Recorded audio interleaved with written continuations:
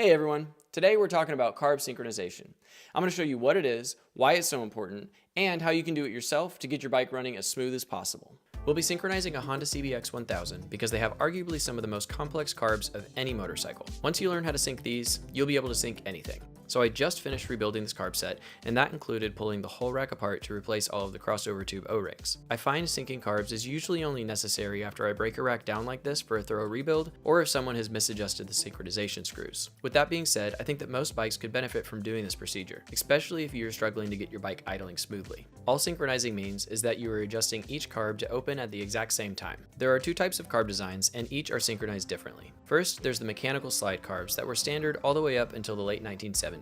On these carbs, the throttle cable directly moves the slide up and down, so these are synced by aligning the slides via the top cap adjuster on each carb. This design has survived in the aftermarket world even today for the precise level of adjustability on high-performance machines. But by the 1980s, stricter EPA regulations motivated the innovation of a new carb called the constant velocity or CV carb. To oversimplify how these work for the purpose of synchronization, the throttle cable opens these butterfly valves, which allows the air-fuel mixture into the engine. So to synchronize CV carbs, you just have to get all of these valves to open and close at the exact same time. Additionally, all CV carbs have a big spring and diaphragm attached to the top of each slide, usually made of rubber like this, but the CBX that we're working on here uses an early version of CV tech that has solid aluminum slides. This is an exaggerated example of what misaligned butterfly valves look like. If you tried to run it this far out, the engine would not be able to idle on this cylinder, which would lead to fouling plugs, uneven engine strain, and other issues. We'll dial these in on the bike soon, but first we need to bench sync them to get them close enough for the bike to at least start and run. I like to do this by bumping up the idle just enough for a small wire to fit through the gap at the top or bottom of the butterfly valve.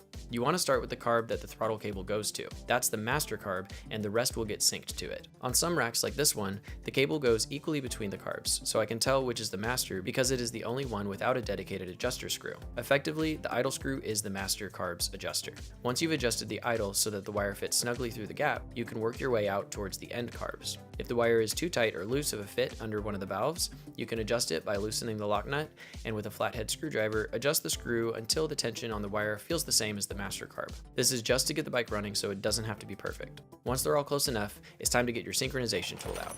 Let's talk a little bit about synchronizing tools. There's several styles available, and I've always used this dial gauge set that I bought about 13 years ago. It has synchronized hundreds of motorcycles over the years, and it works okay, but it's pretty tedious to use. So I was interested when I started seeing ads for this new DigiSync tool on the market, and I was really excited when they reached out and asked if I'd like to try it.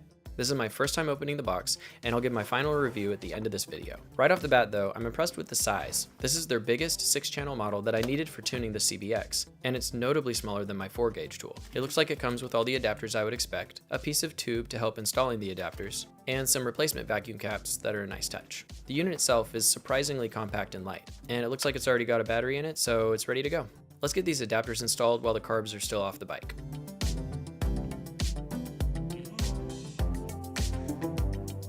With all the adapters in place, I'll get the carbs mounted and we can test this thing out. It's a really simple machine. One button turns it on or off, and holding it changes the units that it reads in.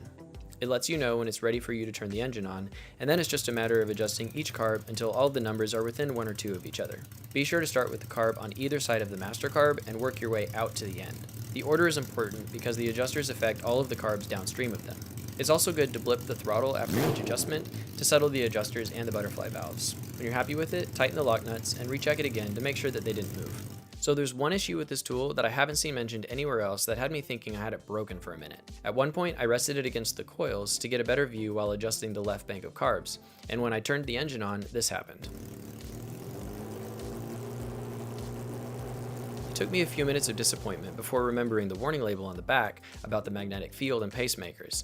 So basically, the high voltage coils were scrambling its little computer brains when I had it rested against them. So I moved it away from the coils, and sure enough, it worked perfectly again. All in all, I'm really happy with this tool. It's easily worth the price tag for any moto shop, but even if you were just going to use it once in a while, compared to the cost of paying a shop to do it, I still think it would pay for itself for anyone. Because I really liked using this, I did get an affiliate link, which I'll leave in the description in case you guys want to order one of these. I'll also be in the comments if you have any questions, and I hope this helps, and ride safe.